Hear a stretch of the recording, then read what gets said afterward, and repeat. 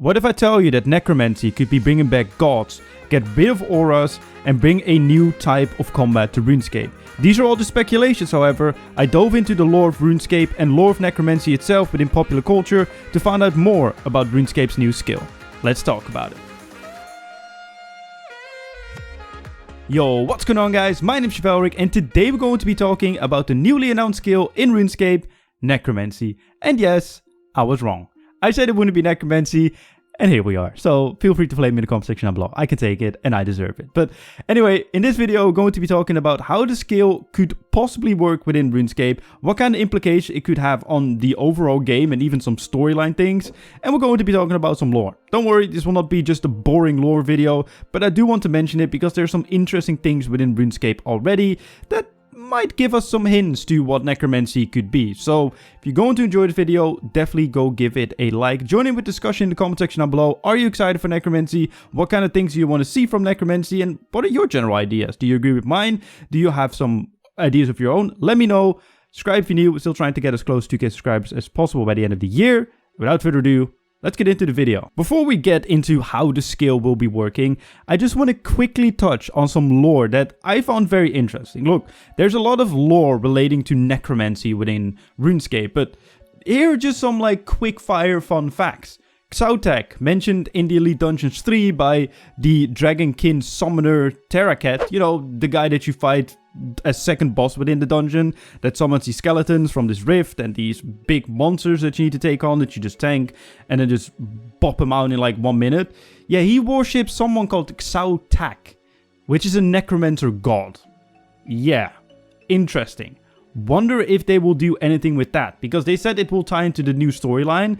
But they also said that the new storylines that they want to create should be more grounded, so introducing a new god again. But then again, you could have worshippers of that god in that questline, right?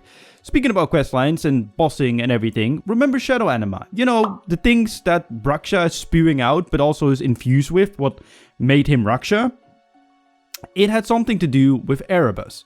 Erebus is that like weird plane area you went to in the Extinction quest, if you've done the quest. It's like a different dimension with souls. It has trapped souls in that. It's kind of like the Shadow Realm from Yu-Gi-Oh! But in RuneScape. So, will we be doing something with that? And if you remember correctly from the quest Battle of the Monolith, I think it's called, you got something called the Shard of Erebus, where they said, we will give you a use for it, and there's not really a use for it, is it? I mean, I'm pretty sure it protects you in Elite Dungeons 3, but what if that gives us a little bit more use with Necromancy? Just an idea. But yeah, it's pretty much a separate universe that exists from Gielinor, found beyond the Shadow Breaches. It was believed by the Zerosians to be their afterlife, as explained by Azanandra, and souls can be found there. Interesting, in my opinion. Also, it ties into Elite Dungeons 3. You know, Ambassador, that those rifts he summons that you need to stun? Yeah, those are rifts to Erebus, and it also has something to do with undead, so will we be seeing those back? And lastly, Slisk. There's been hints towards Slisk, obviously with like the light and dark voices. Will he be returning? He is like the Shadow Master himself, and who knows? Maybe we will resurrect Slisk with Necromancy, which would be cool. But let's just get into the meat and bones of this video. The most important thing, and I think most of you came for, what will the new skill be and how will it work? First of all, I will like to throw this out there, and I might be wrong on this again because my track record so far is not that great, but I don't think it will be an elite skill. They explicitly said in the live stream of announcing it that when you release a new skill, you want as many people to interact with it as possible, and locking it behind a requirement of 80, I don't know, summoning, magic, and prayer or something doesn't really make sense if you want as many people to interact with it. So maybe they make it like a soft elite skill where you need like 20 in certain skills to be able to start doing it. But I think that it will just be a skill that if you log into your account, that you can just start playing and start interacting with whatever it might entail. Next up, I think the thing that comes up with everyone when you hear Necromancy is raising the undead. Summoning 2.0, in my opinion. But then again, you could do a lot more with raising the undead. They could give you buffs. They could give you some power-ups. They could, attack for you. And then maybe in combination with summoning familiars, you can pretty much have other monsters fight for you, and your character doesn't have to do anything if it's obviously a combat skill. Maybe this will be the class where you will not be doing anything yourself. You might be really weak, and you need to control these monsters to be able to take on these bosses. Maybe it isn't even in combination with your actual regular combat style. Maybe it's a fully fleshed out combat style on its own where, yeah, you need to use these monsters to take out these bosses, but if you get hit, you get banged out. Like maybe you're like a super glass cannon. But it could also just be a support skill or something that like adds something extra to your rotation. Maybe on your ability bar, you want to have like a couple of these abilities in combination with your regular abilities. I looked at the power rankings website, which pretty much ranks everything regarding any superpower or ability within any game, movie, series, whatever. I'll put it in the description down below if you're interested to read it, but there were some very interesting things regarding necromancy. And yet again, these are just implications and ideas that have been in all sorts of other media that could possibly come to RuneScape and kind of opened up my eyes. Undead magic, is something that I think everyone could think of, and those spells could encase something like raising the dead. And unhealing is something I saw in there as well, which pretty much is healing your minions, but damaging everything that's living. So it's kind of like Blood Barrage, where you heal yourself by taking someone else's, by doing damage on something. But then instead of healing yourself, you're healing your minions. But if you would use that spell on a boss, it would do damage kind of thing. And if it's a powerful ability, maybe you would have to balance it out like, oh, am I gonna smack out like 10k damage? Or am I gonna heal my minions for 10k? Could be a very, very interesting balance of using an ability like that. Something else that I found very interesting, and that could maybe even relate to skilling in some way, shape, or form, is something called experience manipulation. Apparently, necromancers in certain pieces of media utilize the tactics, skill, and learn from the departed. So kind of like NPC contact, like, hey, yo, woodcutting tutor, how can I cut these logs a little bit better?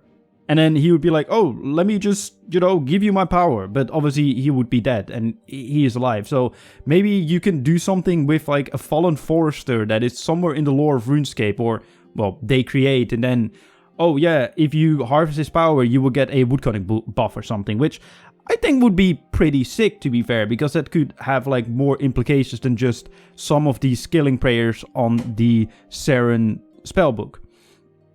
Another thing is like communicating with the dead, but then for buffs.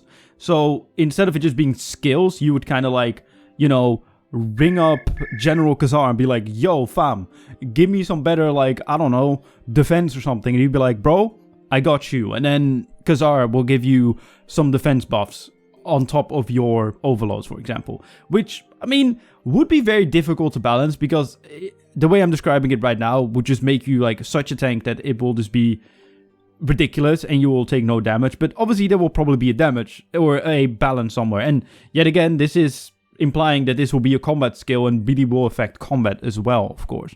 Another thing is immortality, which could probably be a new form of defensive, where maybe you cannot attack or cannot be attacked, but your minions do like half the damage when you do it, or your minions can attack, or you need to fiddle it in with your rotation if obviously necromancy is this standalone combat style thingy.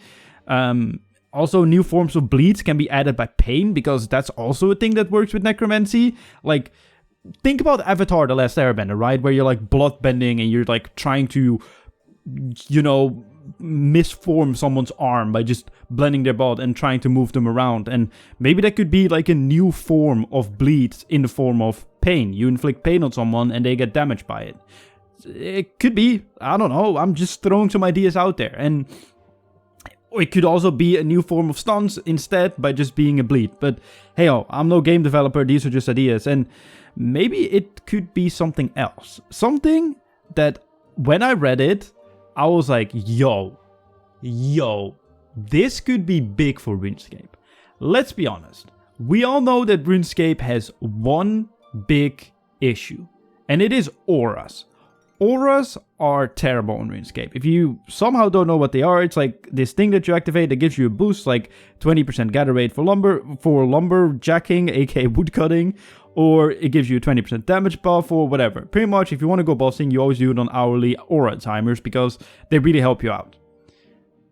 One thing necromancers do is aura absorption. What if at certain necromancy levels you absorb an aura from a fallen soul or from a position in the game? Like maybe it's like a sort of rift that you need to channel it with necromancy and whatever. What if that gives you the ability to just pop that aura by using a spell instead of using an actual aura, and then have some like necromancy runes attached to it, and that way you'll have the power of the aura unlocked, kind of like a relic in archaeology, but then via like a spell that you can pop, kind of like how Animate Death works, and it's just an expensive spell, so you like need to pop it with certain like runes that are really expensive. Just an idea, but that's something necromancers apparently do, which I think is very interesting. And something else I want to just point out, how can it affect the game? Because that is very important as well. Look, as I kind of described it, it kind of sounds like a full-fledged combat style, which it could be, which would be really, really interesting. Imagine if we have 4 combat styles. This would really benefit the other combat styles as well.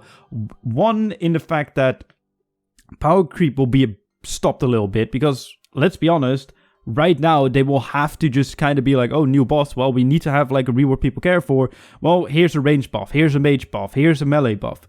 If we get another combat style, they have 4 buffs. So if you would see like buffing of combat styles in like a 4-year cycle, which I know it isn't, but or 3-year cycle, then it will go into a 4-year cycle, and it will make things less power creepy in a way, which could be a good thing, could be a bad thing, depends on how you look at power creep.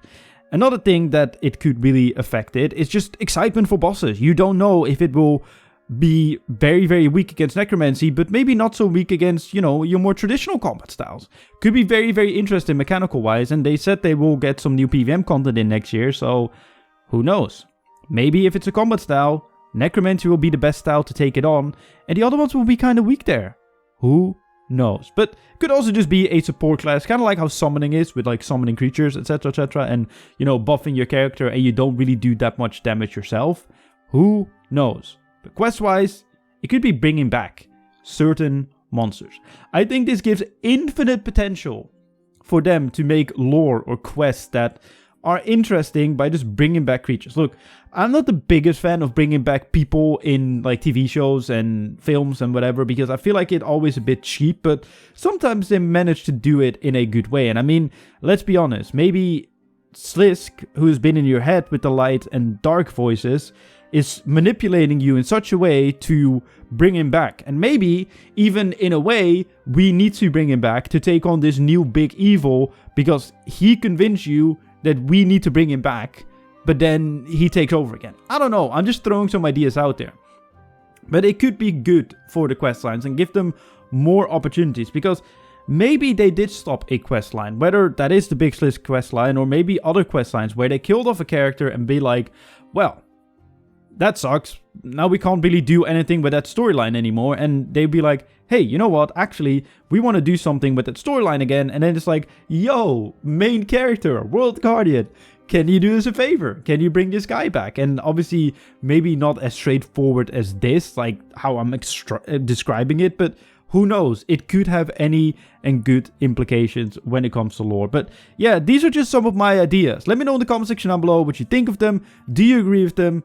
Join in with that discussion. Let me know what yours are, as I said at the beginning of the video. Subscribe if you're new. And my name is Velric. I'll see you guys in my next video. Oh yeah, don't forget to like, by the way.